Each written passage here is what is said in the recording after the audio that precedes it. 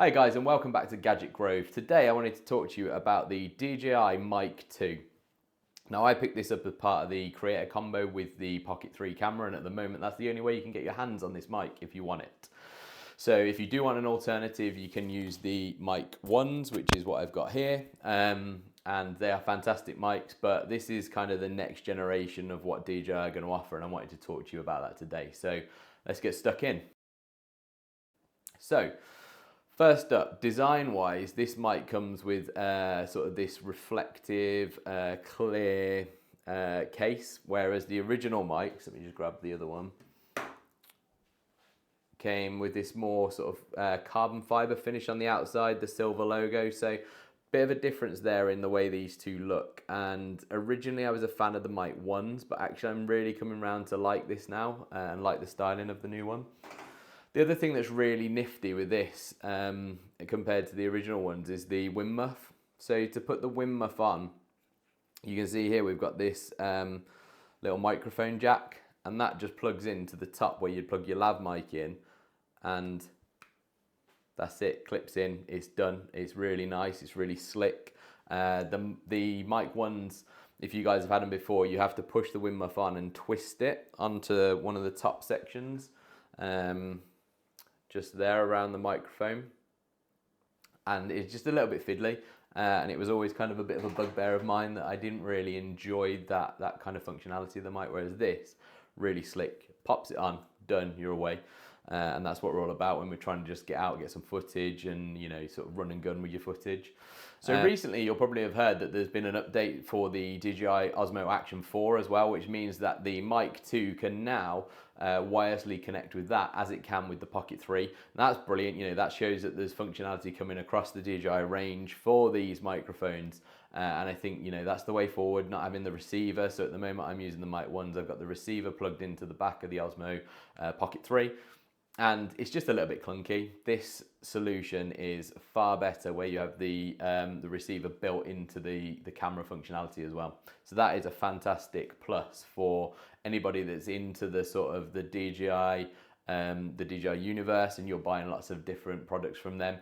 It just means you've got that cross functionality if you do happen to own one of these at the moment and in the future. So on the topic of the DJI Mic 1, it's worth noting that you cannot use the charging case for the new Mic 2. Now the Mic 2 comes with a slightly larger profile when you look at the thickness of the mic, and that's because this microphone has a 1.39 watt hour battery compared to the original DJI mics, which had a 1.23 watt hour battery. So this little guy's packing more battery life than the original ones, which is why it's a bit thicker.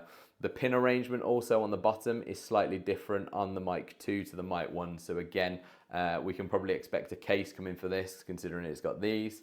And I imagine it would be very similar to that of what we've got now.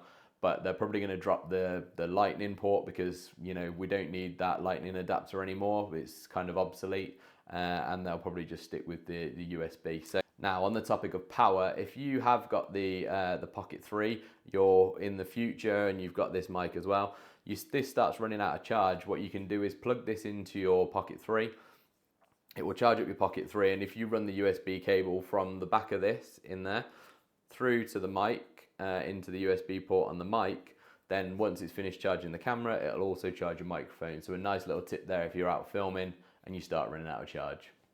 So one of my favorite features of this new DJI Mic 2 is the fact that you could set up your camera, put it on a tripod like mine is now, move away from the camera, and if you're using the Mic 2 and you have it connected to your camera, there's a little button on the side which is a link button. So this button here, if you've got this on, you can press that link button, it'll commence the recording of your footage. And likewise, if you're in photo mode, you've set your camera up and you want to get a picture of yourself or with some other people in the background, again, as long as the wireless mic is connected, you can use that button on the side there to take the photo as well. So it means there's no more sort of reaching out, you've got your arm in the shot to take a selfie, you can just do it from a distance with the Mic 2, which is a fantastic feature.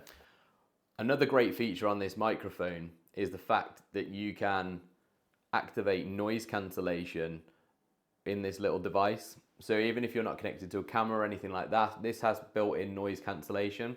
Now you would power on the mic, your mic would show that it's powered on with the LED indicators, and what you'd normally get on this side where you've got the link button and the power button is a blue LED light. Now what you would do, you'd just press the power button once while the mic is powered on, and that light will turn yellow. That means you now have noise cancellation activated, and it will reduce any ambient noise that you're getting as a result of being out and about wherever you are.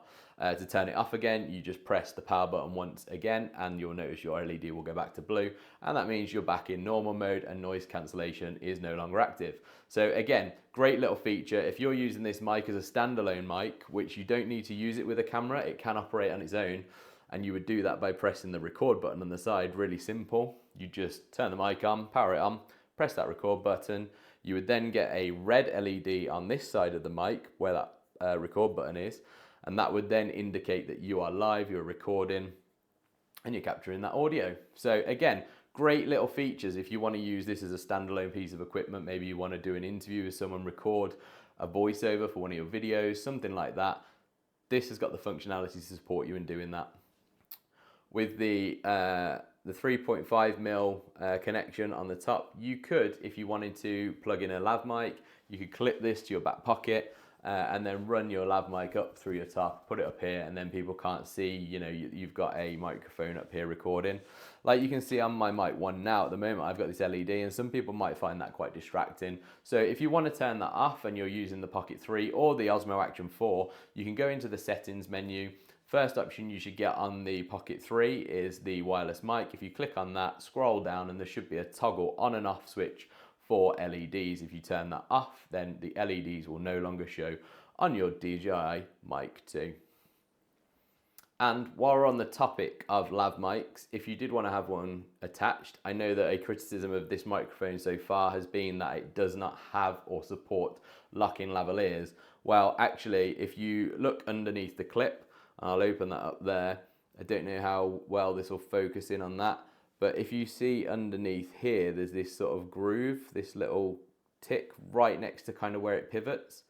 You can actually run your lav cable through that, and this clamps down and locks that in place. So if you have got a lav in there and you find that the cable's getting pulled, it should actually really help to resist that coming out. So whilst it doesn't have the lock-in function, it does have an ability to clamp down on your cable and keep your lav really, really secure within that. So I think, you know, it's a great feature.